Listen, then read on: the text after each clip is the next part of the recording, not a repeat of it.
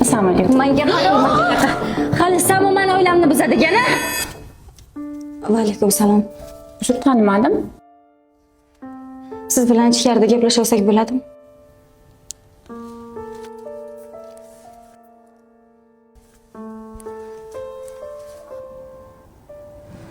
Tashqarida turgan bolalarni ko'ryapsizmi? Ha, ko'ryaman.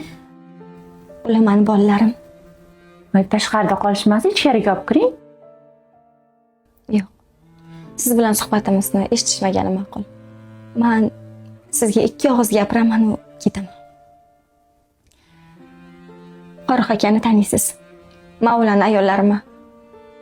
Qaysi Farruh? Men hech qanaqa Farruh tanimayman. Qo'ysizchi. Yolg'on gapirish nima keragi bor? Siz bilan telefonda ko'p gaplashganmiz. Yozishganmiz. Erimni tinch qo'yishingizni qayta so'raganman. Lekin siz bizning oilamizni buzishda davom etaverdingiz. Men Farruh akamni o'zgaradilar deb rosa kutdim. Lekin o'zgarmadilar. Men siz bilan urush qilgani kelmadim. Men bu o'yinda yutqazganimni tan olib keldim. Bilasizmi? Harakat qildim. Ikkita bolamni yetim qilmaslik uchun harakat qildim, lekin kuchim yetmadi. Siz mendan yaxshi ekansiz. Men erimni sizga berdim. Men ojizlik qildim. Lekin sizga bitta qarz gapni aytishni joiz bildim. Juda ham yosh, chiroyli qiz ekansiz. Lekin o'zingizni buncha arzon sotishingiz yaxshi emas edi. Shuncha uylanmagan yigitlar turganda meni erimga yem bo'lishingiz menimcha xato. Yosh umringizda xazon qilishingiz yaxshi emas. Sizni ham o'zingizni oilangiz, turmush o'rtog'ingiz, farzandlaringiz bo'lishi mumkin edi.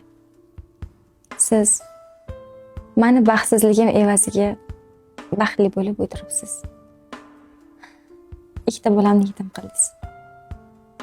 Yaxshi ish qilmadingiz. Lekin men erim endi qaytib kelib boshimdan tilla sochsa ham ikki dunyoga yarashmayman. Shunchaki bularni bilishingizni xohladim. Sog' bo'ling, baxtli bo'linglar.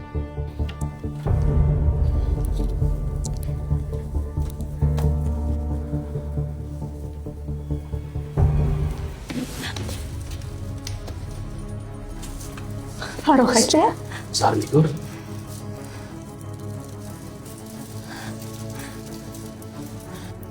biz endi begonalarmiz. Men sizni tinch qo'ydim. Iltimos, men javobim bering. Bolalarimizga ham o'zim qarayman. Xohlagan paytingiz kelib ko'rishingiz mumkin. Alimentga ham bermayman.